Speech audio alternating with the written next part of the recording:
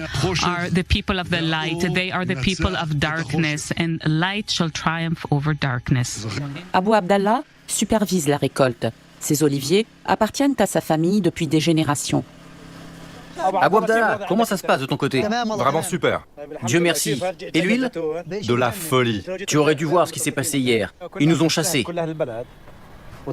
On était là-bas et l'armée nous a chassés sous prétexte de protéger les colons. J'ai aussi, mais quand je vois le président Benyamin Netanyahou qui dit qu'il va réaliser la prophétie d'Isaïe. Qu'est-ce que c'est la prophétie d'Isaïe? Ça veut dire reconquérir les limites d'Israël telles qu'elles étaient dans l'Ancien Testament, parce que le Messie va revenir. C'est ça. Aujourd'hui, on a un gouvernement qui parle de ce type de prophétie à la télévision. Et c'est pas moi qui l'invente. Tout le monde a commenté ces déclarations. On aurait bien aimé qu'elles soient diffusées sur BFM Alors, TV. un mot, je vous le dis, je le redis fortement. Un juif ne sera jamais un colon en Judée. Un Français peut être colon en Algérie, au Togo. Je n'ai pas de problème avec le fait d'être un conquérant. Les Américains ont conquis le territoire indien, non? Un juif ne sera jamais un colon en Judée, évidemment. Et Jérusalem, la capitale du peuple juif, alors que notre capitale, Lutèce, était encore un demi-marécage, était déjà la capitale du peuple juif. C'est la réalité. Grignotés, encerclés par des colonies israéliennes, les terres de Cisjordanie occupées se réduisent comme peau de chagrin. Tout ça, c'est des colonies. Tout ça, là, jusque là-bas. Et après ça, derrière les collines, il y a encore des colonies. Vous voyez cette montagne? Il n'y a qu'une maison. On n'a pas le droit d'y aller. Ils ont construit la maison pour pouvoir confisquer toute la montagne. J'apprécie notre ambassadeur Gérard Haro, je l'ai connu, mais lorsqu'il parle de nettoyage ethnique, c'est indigne, c'est faux et c'est un mensonge. Il n'y a pas de nettoyage ethnique en Israël. C'est une vidéo qui risque d'accroître encore un peu plus les tensions au Proche-Orient, celle d'un Palestinien à terre, blessé et apparemment achevé par un soldat israélien. Cela s'est passé ce jeudi à Hébron, dans le sud de la Cisjordanie occupée. Pourquoi le soldat a-t-il ainsi ouvert le feu sur un homme qui manifestement ne représentait alors aucun danger? Côté palestinien, on dénonce une exécution qualifiant les faits de crimes de guerre. Même réaction de la part d'Amnesty International, l'ONG de défense des droits de l'homme, qui a fait remarquer qu'Israël avait, je cite, un long passé d'exécution extrajudiciaire. Le fait de quelqu'un de sa qualité qui emploie de tels termes, met de l'huile sur le feu, c'est faux, c'est indigne et c'est un mensonge. Je vous remercie. En Cisjordanie, il y a un nettoyage ethnique au détail qui est en train d'être fait. 175 Palestiniens ont été tués en 2 mois. Des villages sont vidés. Les colons font des descentes armées avec la connivence de l'armée dans les villages. Oui, il y a un nettoyage ethnique au détail. Je crois que toutes les informations qu'on a vont dans le sens de ce que vient de dire M. Haro, je pense. You're willing to fight physically to stay here in the settlement? Nous nous battrons avec tous les moyens dont nous aurons besoin. Et physiquement s'il le faut.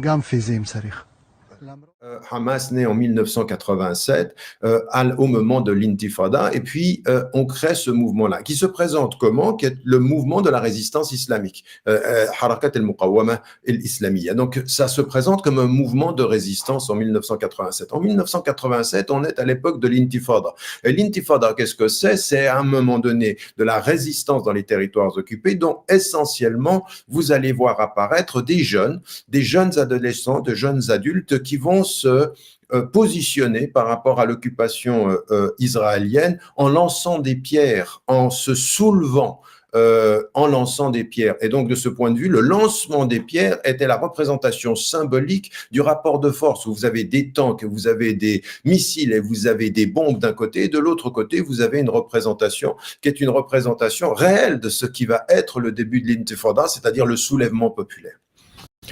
Et certains même redoutaient que les Juifs, jusqu'alors dispersés, mais qui étaient restés ce qu'ils avaient été de tout temps, c'est-à-dire un peuple d'élite, sûr de lui-même et dominateur. Les origines de notre combat, elles sont spirituelles. Notre droit à cette terre, c'est pas nous qui l'avons inventé.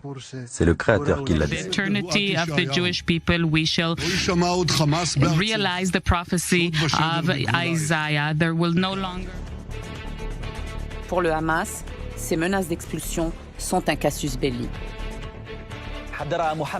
Le chef de la branche armée du Hamas, Mohamed Deif, a prévenu les colons et les forces d'occupation que si l'agression contre les habitants du quartier de Sheikh Jarrah ne cessait pas immédiatement, Israël le paierait très cher. Maintenant, il organise sur les territoires qu'il a pris l'occupation, qui ne peut aller sans oppression, répression, expulsion. Et il s'y manifeste contre lui la résistance, qu'à son tour, il qualifie de terrorisme. Ce qui m'intéresse à ce moment-là, c'est de mettre en évidence qu'il se présente au moment où il naît comme un mouvement de résistance à l'occupation israélienne. Ce qui est dit aujourd'hui, et qui est vrai historiquement, c'est que beaucoup de ceux qui vont, de ce point de vue, développer ce mouvement Hamas sont issus de la pensée des frères musulmans. Et de en 1948, où il y a la création de l'État d'Israël, la position des frères musulmans, elle est extrêmement claire. Elle est en Égypte et dans tout le monde arabe, la violence et l'utilisation d'armes est interdite. Absolument, c'est pas du tout notre façon de faire. On passera par les élections.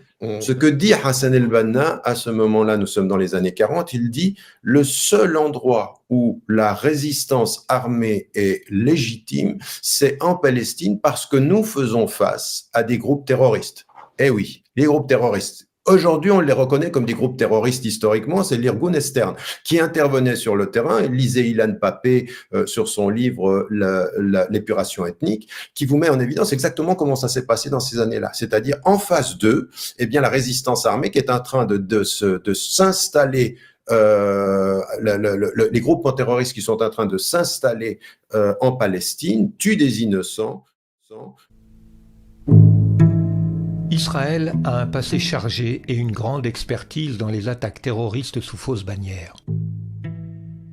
Cette tradition remonte avant même la création d'Israël, avec l'attentat de l'hôtel King David à Jérusalem le 22 juillet 1946. Ce jour-là, 6 terroristes de l'Irgun, habillés en arabe, avaient déposé dans le bâtiment servant de quartier général aux autorités britanniques 225 kilos d'explosifs cachés dans des bidons de lait. L'opération échoua lorsque les soupçons d'un officier britannique provoquèrent une fusillade.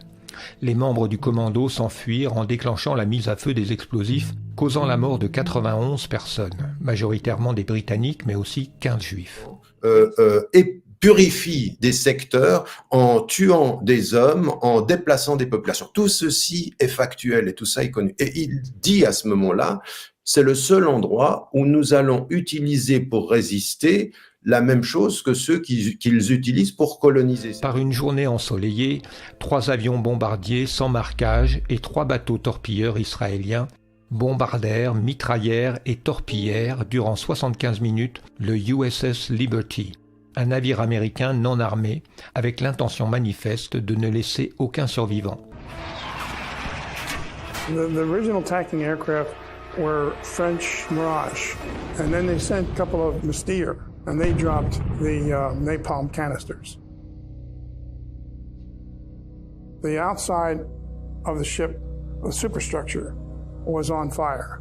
It was so hot that it was peeling the skin of the ship off. I knew exactly what it was because I couldn't put it out. It had to be napalm. And they were, it burned a lot of people. You could smell human flesh burning.